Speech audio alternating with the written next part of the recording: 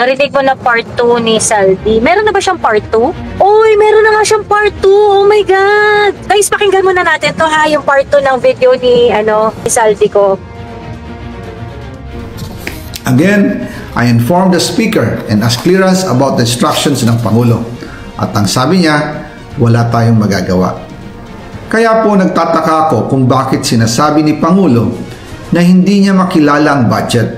Samantalang lahat na binawas at dinagdag sa mga ahensya ng gobyerno ay humihingi ng approval sa kanya si Sec. Mina Pangandaman. Bago namin ginawa o tinapos ni Senator Chis Escudero during the BICAM. Sinabi pa ni Sec. Mina, everything is cleared with the President. Basta importante, pasok ang pondo na request ng Pangulo. The following day, sinabi ni Sec. Mina, approve na si Presidente BBM sa lahat na binawasan na ahensya. Masaya na ang Pangulo dahil naipasok ang gusto niyang 100 billion insertion. Wala pong perang napunta sa akin. Lahat po ng insertion napunta sa ating Pangulo at Speaker Martin Romualdez. Ako lang at ang aking mga tao, sila Paul Estrada, Mark Tiksay, at ang aking mga security ang nag-deliver papunta sa bahay nila Pangulong Bongbong Marcos at Speaker Martin Romualdez sa North Forbes Park, South Forbes Park, hanggang sa Malacanang. Yung mga deliveries po ay merong record ang aking mga tao. Totoo po yung sinasabi ni Orly Gutesa na nag-deliver siya sa Forbes Park. Totoo din po ang sinasabi ni Orly Gutesa na nag-deliver siya sa Malacanang nung siya ay nasa Senado. Para mapatunayan ang mga litrato na deliveries ay ilalabas ko po together with this video. No? May video, guys. Oh my God. May videos. Pinakita niya yung mga maleta. Oh my God. Ito, maleta.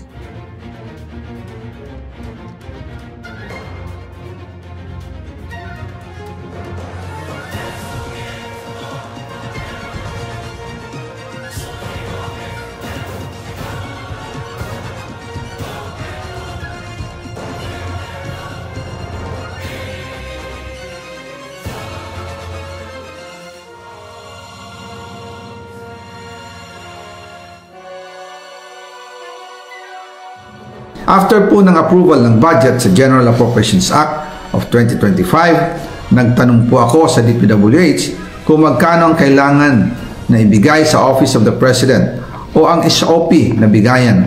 Ang sinagot sa akin ay 25%. Ang ibig sabihin nito, 25% ng 100 billion ang SOP na kailangan ibigay kay BBM mismo. In total, 25 billion ang napunta kay Pangulong Bongbong Marcos. Kaya ngayon ay hinahamon ko si Ombudsman Remulla kung seryoso talaga siya sa mga sinasabi niya sa kanyang press release na idadamay niya pati si Martin Romualdez kung magbibigay ako ng ebidensya.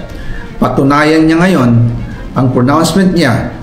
Imbestigahan niya ang fraternity Brad at ang kanyang kaibigan na si Speaker Martin Romualdez kung talagang tutupad siya sa tungkulin niya.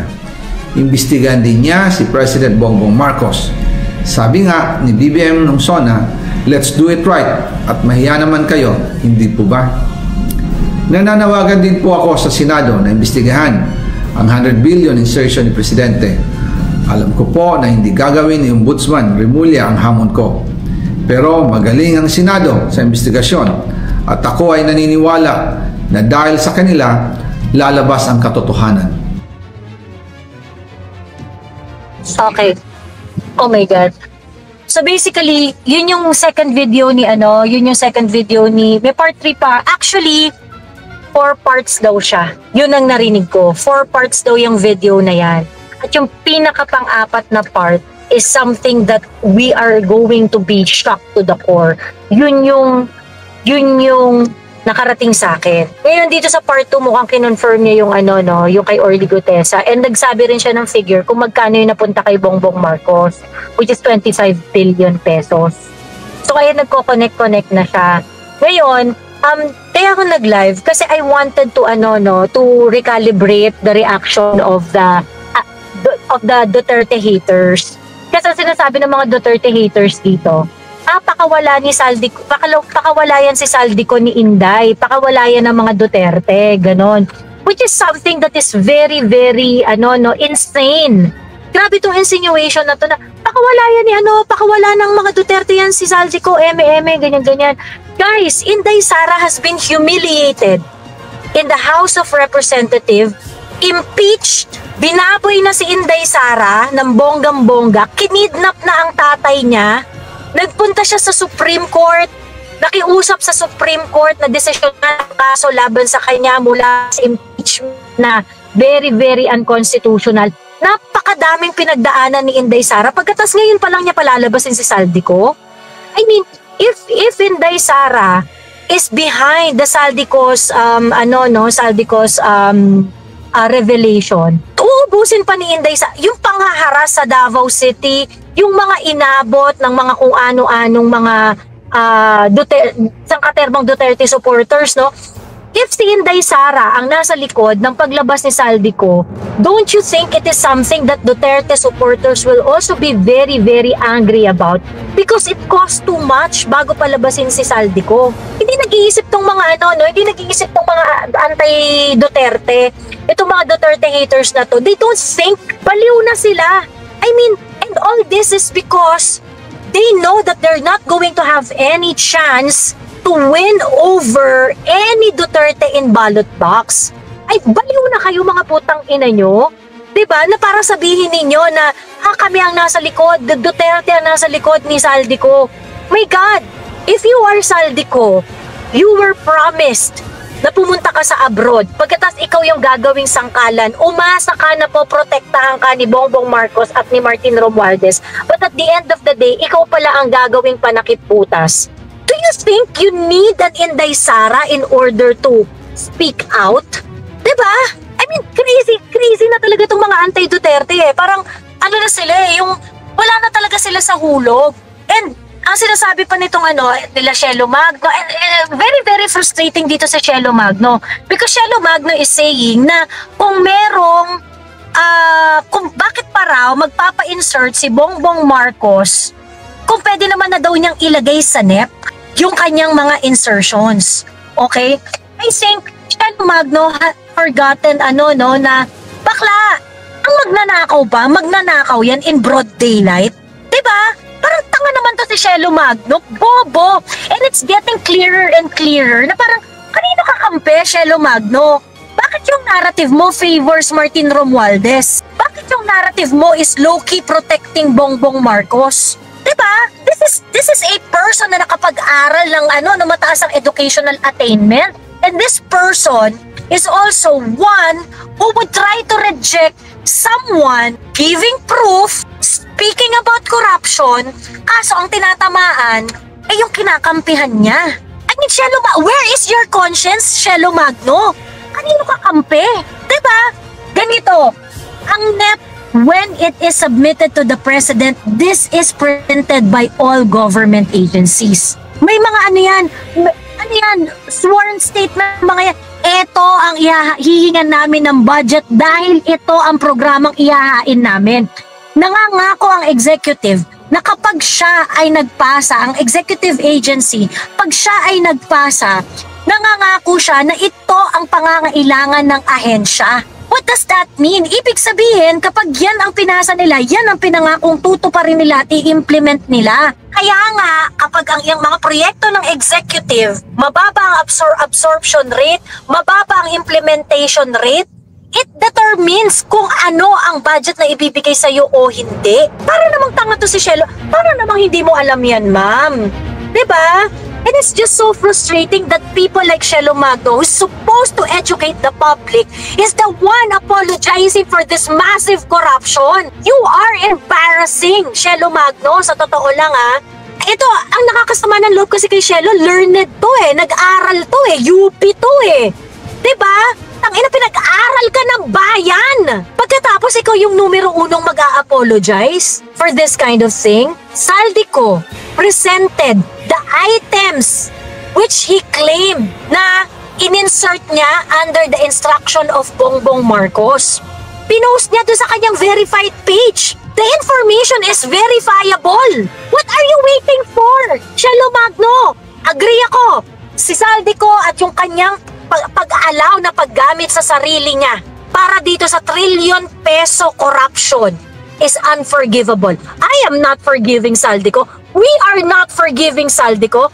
The reason why we are celebrating because Saldico had spoken up is because we were proven correct. Yung sinasabi ni Inday Sara since day one is the same thing that Saldico is talking about. Of course, we are going to celebrate. Why? Because we were vindicated here. Yung kino-call out namin ng bonggang-bongga, nagsalita at inayunan niya kami without shedding a single peso. Just doing the right thing. And of course, we're going to celebrate people who is doing the right thing. Ganon yun. Now, Saldico presented the 100 billion insertion he said he did base sa instruction ni Bongbong Marcos. Na, nung sinabi daw niya, dito sa kanyang second video, na nung sinabi niya at inilapit niya kay Martin Romualdez, ang sinabi ni Martin Romualdez, wala tayong magagawa dyan. So there are two people higher than Saldico that Saldico is saying are being complacent about this. Okay? Again, Saldico is not absolved sa kahit anong kahayupan. But Saldico is providing details. 100 billion worth of insertion. Ang sinasabi dito ni Saldico is kung andito ang 100 billion worth of project na in-insert ko, i-compare nyo ito kasi nandun ito sa GAA. Tingnan nyo ito sa NEP kung nandun sa NEP. And that will answer your question. Now you better work your asses. Diba? You better work your asses. I-verify ninyo kung nagsasabi si Saldico ng totoo o hindi. That is how we are going to recon all of these claims from Saldico and Bongbong Marcos, and it started with verifiable information. Nag-offer na verifiable information si Saldico. Anong gagawin natin dyan? Eh kahit kami, bisit na bisit kay Saldico, nag-offer siya ng verifiable information eh. Why don't you fucking check it? Use your PhD to serve the Filipino people. Diba? This is just so frustrating, ano? I mean, itong mga to, na galit kay Sara Duterte, you have all the time to verify your claims. Nag-imbestiga na kayo, in-HOR nyo na si Inday, pinahiya nyo na ng bonggang-bongga, ni-reveal nyo na yung kanyang mga confidential fund which is against the law. Wala kayong napatunayan kay Inday Sara. But this one is something that requires hard work. And the hard work requires that you are going to compare the NEP versus the GAA. And trace each and every insertions there. If it appears in NEP and if it appears both in GAA and NEP, then Saldico is lying. If it does not appear in the GAA, if it does not appear in the NEP but appears in GAA, then it is an insertion. That is how you prove if Saldico is wrong. Yun po yung paraan para mapatunayan natin na nagkamali si Saldico. Ano pa yung mga apologies na pinagbibigay ninyo? Bakit kayo nag-a-apologize for Bongbong Marcos and Martin Romualdez? Sinong kakampi nyo dito? Akala ko ba hinahanap natin yung perang nawawala? Saldico already provided a way on how to check it. Diba? Anong pinoproblema ninyo? Davao City pa rin ang pinoproblema ninyo? This is just so frustrating. And I think we should stop listening to this kind of people. We should all call out this kind of people. You know, I understand that many of the vloggers, you receive payment. You receive PR work. But there must be some end to it. Namamatay yung mga kababayan to dahil sa korupsyon na to. So please, tigil-tigilan naman na natin, ay hindi kasi ganito, ay hindi kasi yung they were saying that the 194 vetoed amount of BBM, ayun daw yung vinito niya, yung 100 billion daw ni Saldico. If you are going to look at the veto message of BBM, ang in-emphasize niya doon, first and foremost is, ang 194 na vinito ni Bongbong Marcos ay 26 lang ang galing sa regular appropriation. 168 galing sa unprogrammed appropriation. Unprogrammed appropriation is not even part of the regular budget. The 26 billion is the DPWH project. Ano yung mas malaki? 26 billion o 100 billion na kiniklaim ni Zaldico? Ba't yung kami pinaglololoko dito? Ba't nyo minimislead ang mga tao? The 168 billion unprogrammed funds is actually questionable to begin with. Kasi bakit napakalaki ng unprogrammed funds mo? Dapat nga wala kang unprogrammed funds eh. Dapat wala kang unprogrammed appropriation eh. Kasi bakit ka may unprogrammed appropriation? Are you not planning well? It is an indication that you do not really know what to do. Kasi naglalagay ka ng unprogrammed appropriations eh. You want to do a lot of things at ilagay mo sa unprogrammed appropriations. It has to be programmed. That's the general rule. Yun yung regular budget. Ano, meron kang ina-expect na hindi mo mai-implement kaya gusto mong ilipat sa unprogrammed appropriations? It's actually an indication of very inefficient, very incompetent administration. And that includes Amina Pangandaman. Hindi ka dapat nag-aalaw na sa katerbang unprogrammed appropriations eh. Sa totoo lang, sumpa kayo sa Pilipinas. Kayong mga DDH, kayo ang sumpa sa Pilipinas. Kakainin nyo ang tae, kakainin nyo ang suka, kakainin nyo ang tae at sukang itinae. Just so you're going to remove your political enemy. There is an end in political bickering. Kapag ang pag-aaway natin sa politika nagdudulot na ng kamatayan sa mga kababayan natin, nagdudulot na ng kahirapan, nagdudulot na ng hirap ng buhay para sa kapwa Pilipino natin. Tigil na mga putang ina nyo!